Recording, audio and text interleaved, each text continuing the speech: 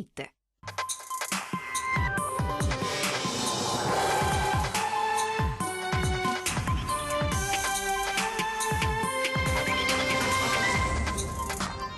Sanità in 10 anni, nel privato diminuiti budget e numero di prestazioni, così oggi il governatore del Veneto Luca Zaia in merito alle polemiche delle ultime ore.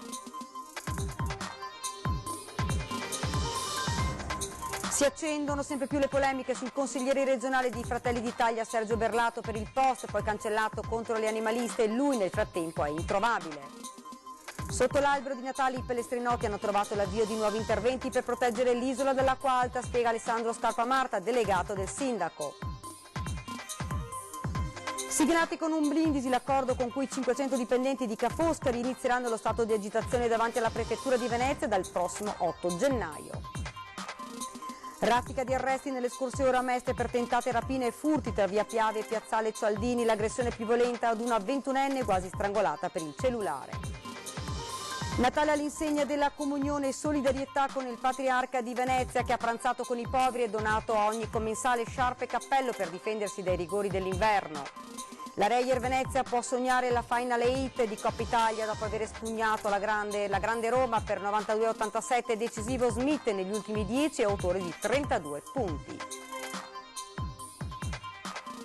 Buonasera, ben ritrovati dalla redazione di Venezia. Lo avete dunque sentito dai titoli, il punto sulla sanità pubblica. Oggi il governatore del Veneto Luca Zaia, con dati e cifre alla mano, ha voluto spegnere ogni polemica sulle voci che in Veneto il servizio sanitario sarebbe in mano ai privati. In 10 anni nel privato diminuiti i budget e il numero di prestazioni, ha detto. Giù le mani dalla sanità veneta, non posso accettare si dica stiamo chiudendo gli ospedali veneti, è vergognoso verso i cittadini che si devono far curare. Parole dure queste del presidente del Veneto Luca Zaia nel corso del punto stampa a Palazzo Balbi, volendo spegnere il chiacchiericcio secondo il quale il Veneto investirebbe più sul privato che sul pubblico. Noi abbiamo dato dati ufficiali degli ultimi 10 anni, di una decina d'anni, che dicono che il budget, quindi i finanziamenti al privato, sono diminuiti in questi 10 anni e anche il numero delle prestazioni, per cui può capitare che ci sia assolutamente un confronto sano, ma dire che la sanità del Veneto viene ceduta al privato no, perché i dati ufficiali ci dicono esattamente il contrario. I dati, eccoli, sono quelli diramati dalla stessa regione del Veneto e comparativi tra sanità pubblica e privata, un dossier con grafici e cifre di 19 pagine. C'è la questione postiletto con il 18% complessivo del privato accreditato in Veneto rispetto ad una media nazionale del 29%, a testimonianza di un governo del sistema salute orientato verso il pubblico, si legge a pagina 5.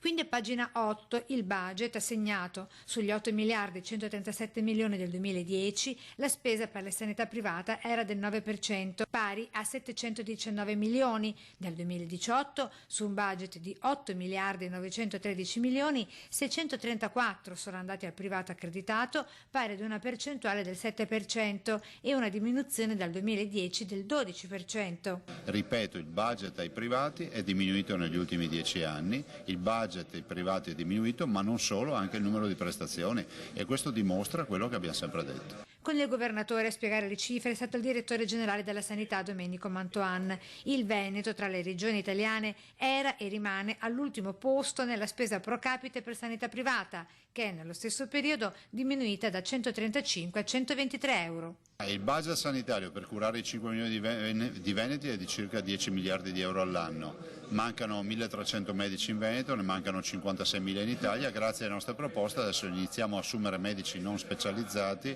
si sono allungati di 5 anni i pensionamenti in maniera tale da avere i professionisti in gamba e in grado di lavorare ancora, che possono decidere di restare negli ospedali, questo per tamponare questa grave crisi di medici presenti sul mercato. Ed ora invece le polemiche che hanno investito il consigliere regionale di Fratelli d'Italia Sergio Berlato per un post contro le donne animaliste e vegane, e da entrambe le parti sono annunciate querele. Una vignetta dedicata, così si legge nel post, a tutte le signorine animaliste e vegane che in questi giorni mi hanno fatto dono di insulti e minacce. L'immagine è quella di una donna dal ginecologo a cui viene fatto notare di non avere rapporti sessuali da tempo. Un suggerimento, insomma, a darsi al sesso piuttosto che interessarsi di animali e ambiente. Sull'autore il consigliere regionale di Fratelli d'Italia, Sergio Berlato, è bufera. Il post del giorno di Natale viene bollato come offensivo e sessista, tanto che dal fronte ecologista sono già state annunciate querele per diffamazione.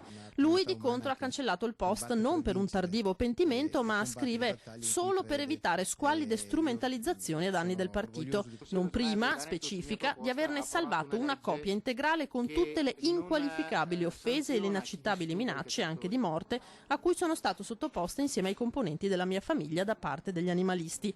Sarà mia cura, prosegue Berlato, farne pervenire tempestivamente copia alle autorità competenti, unitamente alla mia denuncia querela per diffamazione aggravata e minacce, per la quale ho già fornito mandato ai miei legali. E adesso a Pellestrina con il quadro delle cose fatte e gli interventi che ancora mancano da realizzare per proteggere l'isola dall'acqua alta. Priorità assoluta ai lavori delle pompe idrauliche e della messa in sicurezza anche del muretto, quindi questa è una priorità assoluta. Il muretto avrà fatto il progetto dal Comune di Venezia, mentre le pompe stanno già lavorando appunto sia quelle sotterranee che anche per i gruppi elettrogeni dei piani di emergenza. Sotto l'albero di Natale i pelestrinoti hanno trovato l'avvio di nuovi interventi per proteggere l'isola di Pellestrina, messa in ginocchio dall'acqua alta eccezionale del 12 novembre scorso. La strada indicata da Alessandro Scarpa Marta, delegato del sindaco alle isole, è chiara. Sono stati fatti dei lavori importanti come il ripristino del cimitero di Pellestrina e avrà fatto anche quello di San Pietro di Volta nei prossimi mesi, il cimitero di San Pietro di Volta.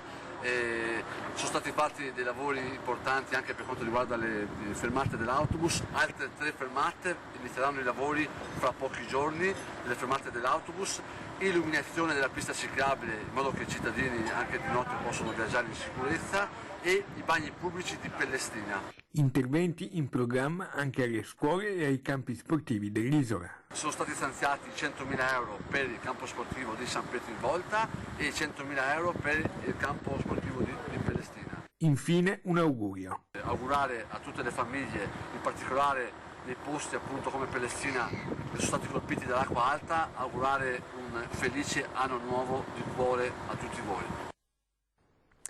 400.000 euro per il nuovo look dell'Arsenale in vista delle prossime edizioni del Salone Nautico.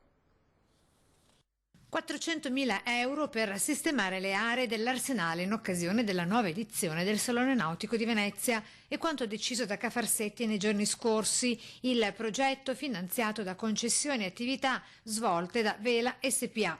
Tra i lavori da effettuare il rifacimento della pavimentazione dell'area e la ristrutturazione degli edifici, così da 2 delibere, la prima per un totale di 200.000 euro con la sistemazione degli spazi esterni nell'area dell'Arsenale Nord e adiacenti il bacino piccolo di carenaggio, con lo scopo di eliminare sia le barriere architettoniche che quelle parti di pavimentazioni deterioratesi nel tempo. La seconda delibera, per altrettanti 200.000 euro di investimento, riguarda l'approvazione dello studio di fattibilità tecnica ed economica relativa alla manutenzione e alla messa in sicurezza della copertura dell'edificio in area Casermette, all'ingresso della Tesa 105. Altri interventi manutentivi interesseranno inoltre gli edifici ricadenti in area Mare Laguna, adiacenti il bacino piccolo e dell'area dello scalo di Alaggio e Varo. Fine dei lavori ovviamente previsti per il prossimo giugno con la nuova edizione del Salone Nautico.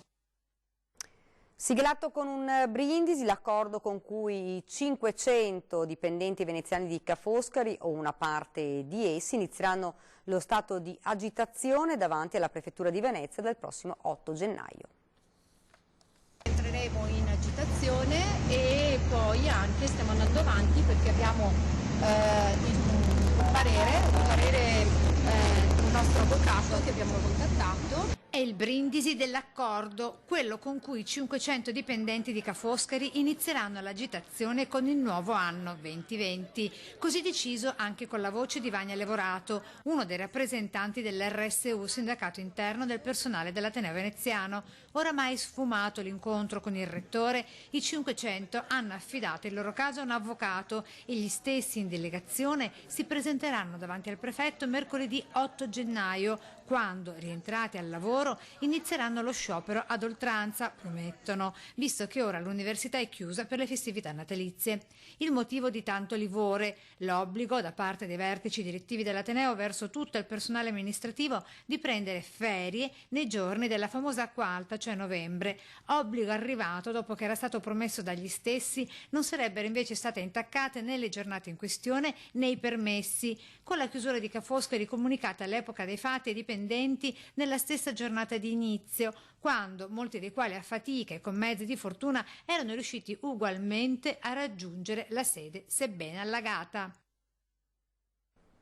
Giornata di Natale intensa a Venezia per Monsignor Francesco Moraglia, messa di Natale gremita in Basilica San Marco nonostante i disagi per l'acqua alta. Pochi turisti in città, il patriarca ha pranzato con i poveri, donato ad ogni commensale sciarpa e cappello per difendersi dai rigori dell'inverno.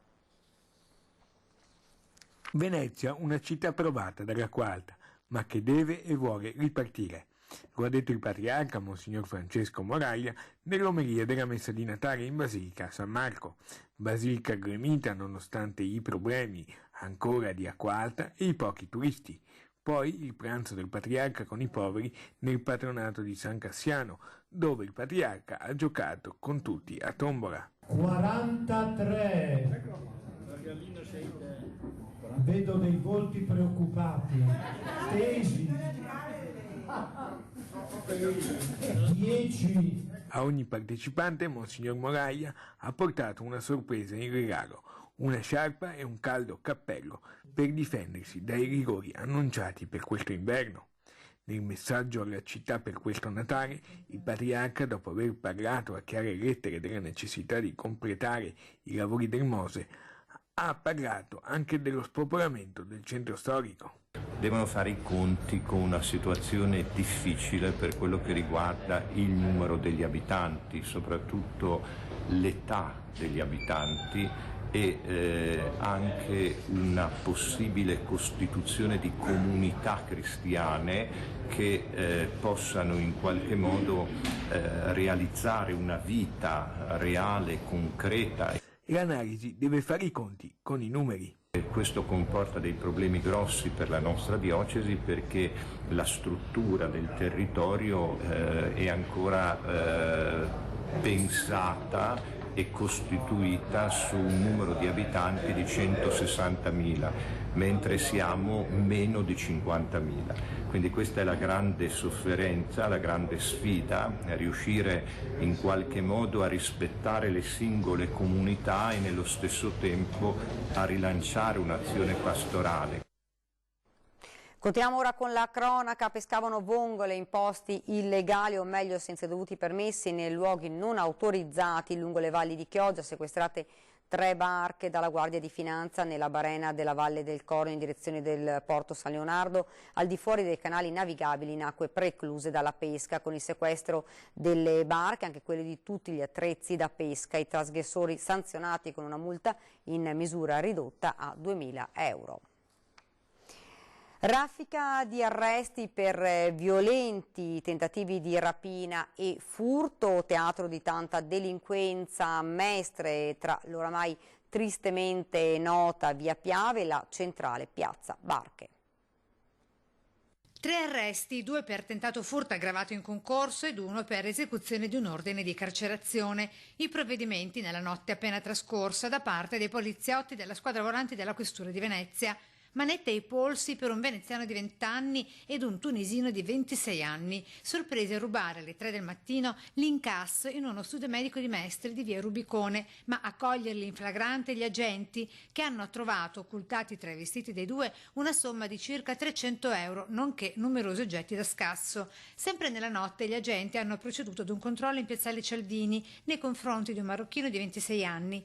risultato destinatario di un ordine di esecuzione per la carcerazione emesso dal Tribunale di Venezia per il reato di tentato furto aggravato e quindi portato nel carcere di Santa Maria Maggiore, dove da mercoledì scorso si trova anche il nigeriano che in via Piave ha scaraventato violentemente a terra, dopo averle messo le mani al collo, una 21enne per tentare di rubarle il cellulare. La povera ragazza, nonostante fosse scossa e ferita, con visibili ematomi al viso, ha avuto però la forza di chiamare aiuto, rivolgendosi fortunatamente agli agenti della polizia locale. Ed ora ci fermiamo per una piccola pausa pubblicitaria, rimanete con noi.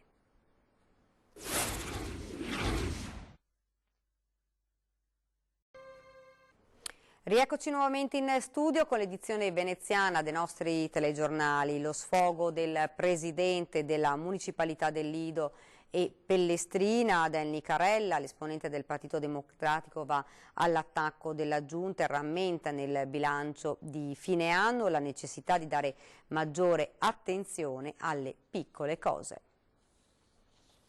Quest'anno la quasi totalità delle nostre segnalazioni è rimasta pressoché inascoltata dal Comune. Questo è lo sfogo del presidente della municipalità del Lido e Pellestrina, Del Nicarella, che nel bilancio di fine anno 2019 ci ha detto: il 2019 è stato un anno molto particolare per i cittadini del Lido e di Pellestrina, che si è concluso nel mese di novembre con l'inondazione che nessuno si aspettava. È chiaro che comunque adesso bisogna ripartire dall'attenzione alle piccole cose e anche quell'evento calamitoso lo ha dimostrato. Se ci fosse stata più attenzione alle piccole cose non ci sarebbe probabilmente stata una conseguenza così tragica. La ricetta per un concreto rilancio delle due isole, secondo l'esponente del Partito Democratico, passa attraverso le piccole cose. Ritornare a ripensare alla cura delle strade laterali, delle piccole vie e anche al verde pubblico. Il verde pubblico negli ultimi anni ha sofferto di una decurtazione costante di attenzione e di fondi. I grandi progetti da soli non sono sufficienti. I grandi progetti potranno anche andare bene se si pensa da qui ai prossimi 30 anni, però è nel piccolo che il cittadino si scontra tutti i giorni. Per il 2020 poi c'è tutto il tema della effettiva erogazione dei rimborsi promessi a Pellestrina, colpita dalla quarta straordinaria di novembre. Per Pellestrina il 2020 invece dovrà essere l'anno dei rimborsi, soprattutto nei primi 3, massimo 6 mesi.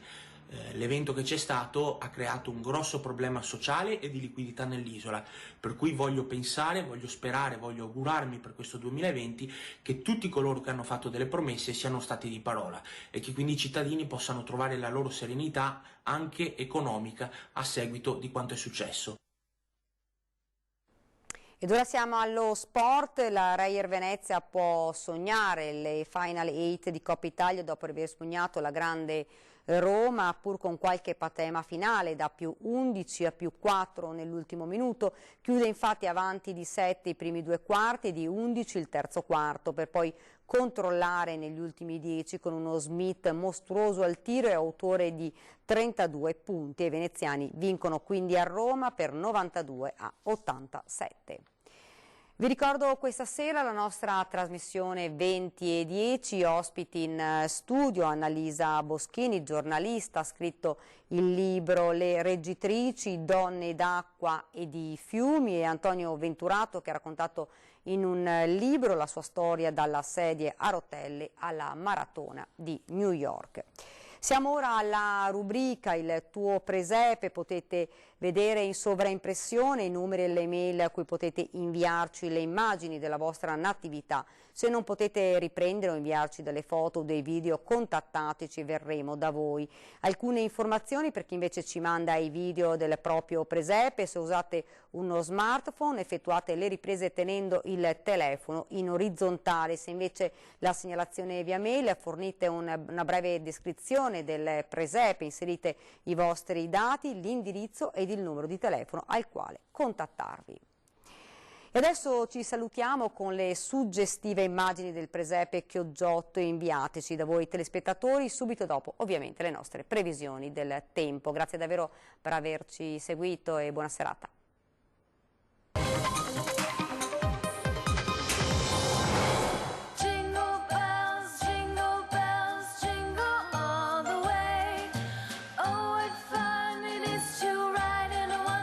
So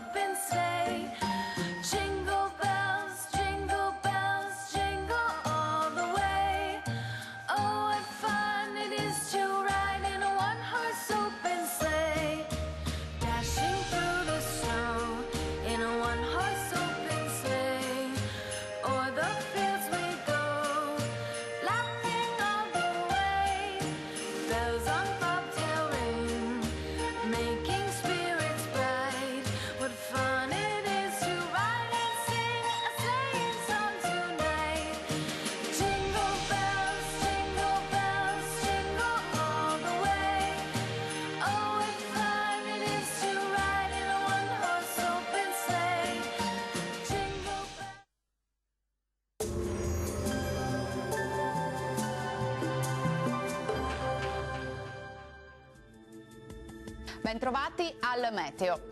Un robusto campo di alta pressione protegge il nostro territorio dalle perturbazioni. Ecco che dunque sabato 28 dicembre il tempo si manterrà buono. La situazione nel dettaglio.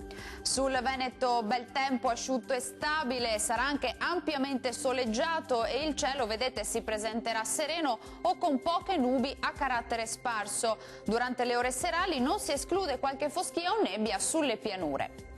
Vediamo anche le temperature, le minime saranno comprese tra -4 e 6 gradi, valori massimi compresi invece tra 7 e 9 gradi circa, dunque in lieve calo.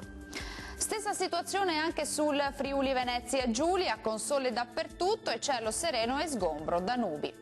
Temperature minime tra lo 0 e i 5 gradi, massime sugli 8 gradi. Ci spostiamo infine sul Trentino Alto Adige, dove avremo un ampio soleggiamento, salvo per qualche addensamento sui settori più settentrionali della nostra regione. Temperature minime sotto zero, massime intorno agli 8 gradi. Dal meteo di Antena 3 è tutto, grazie per l'attenzione e arrivederci al prossimo aggiornamento.